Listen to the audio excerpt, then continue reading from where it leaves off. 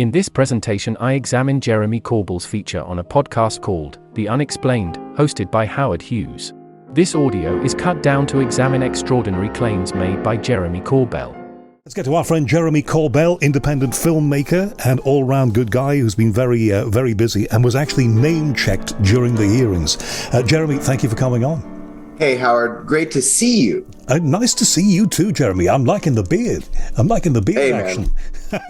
89 footage. This was from the Omaha, the USS Omaha, yeah? And the USS Russell. And they kept playing the USS Russell and trying to pretend that it was a lens artifact that made them look pyramid in shape. The video you're looking at right now. Now, I feel like Mike Tyson against a 4-year-old. Are you kidding me? Do they not know what I have? I know I've spoken with more eyewitnesses than ONI, Office of Naval Intelligence, or the Department of Defense, and even the UAPTF. I know I have more information than them. So this was hilarious to me. They literally tried to swamp gas us. I'm going to say it one more time. I feel like Mike Tyson against a 4-year-old. This is going to be amazing. Oh, you want evidence? Oh, you want proof? Okay, no problem. So what you're seeing there right now on your screen is from the USS Omaha. There was over 100 drones, and they called them drones, and I know the people that designated them drones, but they're UAP. They had extreme maneuverable capability, shooting straight up like that into space. Eyewitnesses from the Russell. So here's the deal. We got swarmed.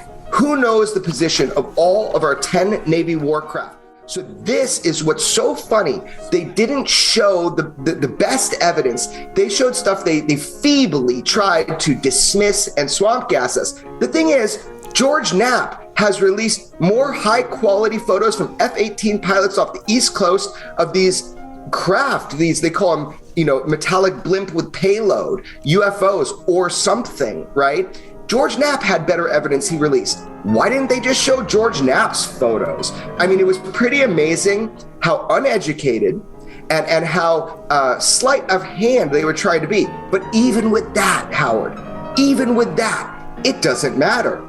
The public has spoken. The public is pushing forward.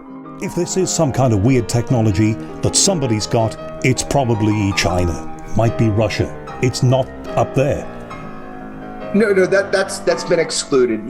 Pardon me, but that's bullshit. That has been excluded.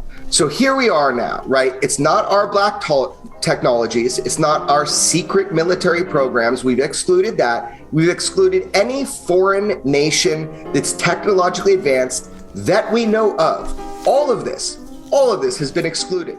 Are we going to be, in presumably these hearings are ongoing. Are we going to hear that material? Oh, you're going to hear directly from people that engaged UFOs. These hearings, I have a little bit of insight of what's about to happen within the United States. Look, man, when they dropped my name and I spit my coffee out, I was thinking, what's next? So I started to make some calls. I know what's next. There's going to be direct individual witnesses with corroborative radar visual evidence that was filmed and their testimony. So think about this, Howard, think about this. The debunkers right now, if you were to believe the debunkers, this is what you'd have to believe. You'd have to believe that there was mental delusion, not from one pilot, but from many pilots at the same time. We're talking about the Tic Tac UFO case, let's say. And here we have on screen here, again, thank you for sending this, Jeremy, some radar footage. And, yeah, so this is corroborative radar evidence of the USS Omaha swarm. And you can hear them if you listen to the audios of the clip. And this is corroborative with other types of weapon systems platforms, like when we had FLIR footage or deck footage. But let me go back to the debunking. This is really important, Howard. So people that try to debunk things very, very feebly. This is not something where the government is slowly cooking us into understanding. This has taken will and willpower of people like Lou Elizondo, George Knapp, Dr. James Lakatsky, Dr. Colin Kelleher. Even myself played a small role. And additionally, the public, UFO Twitter. My gosh, this is everybody pushing forward for the truth. The constant implication that whatever it is has got to be from some power on Earth. like I said, the Chinese or the Russians or somebody else who's maybe developed this stuff. And if they've developed this stuff, then God, that's a threat to us. Of course, the missing point is that if somebody else has it, well, then it's a threat as well. It's just as much of a threat, potentially. But there was just an internal memo that I read today that I think is now public. But the thing is that whatever encourages our military to get proper reporting, so people like me don't need to obtain and release leaked footage that they don't even have in the right spot. I'm for that. I would like to retire. Well, that was part of the job anymore. Part of the subplot. I thought it was like it's very optimistic, and despite the lack of knowledge that I saw by the military brass, the suits, right, the politicians, the military politicians. Now, I will tell you this, Howard, and this is fact. I have seen the logs. I have seen the videos. We have attempted shoot downs of UAPs on a regular basis. We're talking as recently as last Friday. Attempted shoot downs as recently, this is important, as last Friday. Correct. And it happens on a weekly, if not daily basis. Have they ever fired back? That's we'll talk about. I'm going to pass on that question at this moment. But no, there's no aggressive. That means yes, doesn't it? What? That means yes, doesn't it? No. I will say that there's no overt aggressive action that seems to be taken towards us. It seems more of an observational and also another type of program. Which screams as we come into the last seconds of this, Jeremy, and thank you. And I would be presumptuous to say it's extraterrestrial, interdimensional, temporoterrestrial, technoterrestrial, my favorite pet theory.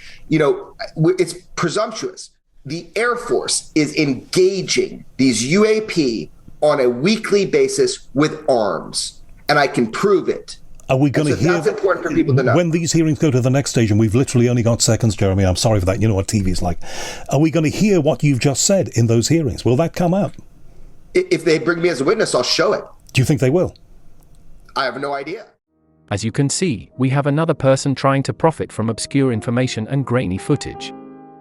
Vast amounts of resources are spent trying to prove or disprove events that don't impact us in any kind of negative way regarding our daily lives. The very little availability of supposed evidence that is available to the public is not worth holding onto as some kind of proof of UFOs, UAPs, or whatever else might or might not be out there. After the congressional hearings are over, most will be forgotten for a while without any clear answers towards anything tangible and real or seen as useful as to how we should conduct ourselves on this planet in a sustainable way. Brace for more nonsensical articles and news stories with pixelated videos or grainy images. Podcasts, news stories, documentaries, interviews. What tangible and real information can we take away from all this? Not much that is of any use. In summation, Jeremy Corbell uses emotive language to capture our imagination and to get our attention, to sell us his opinions and to further his credentials, and that's about it. Sell yourself or sell something. That's the world we live in. Thank you for your time.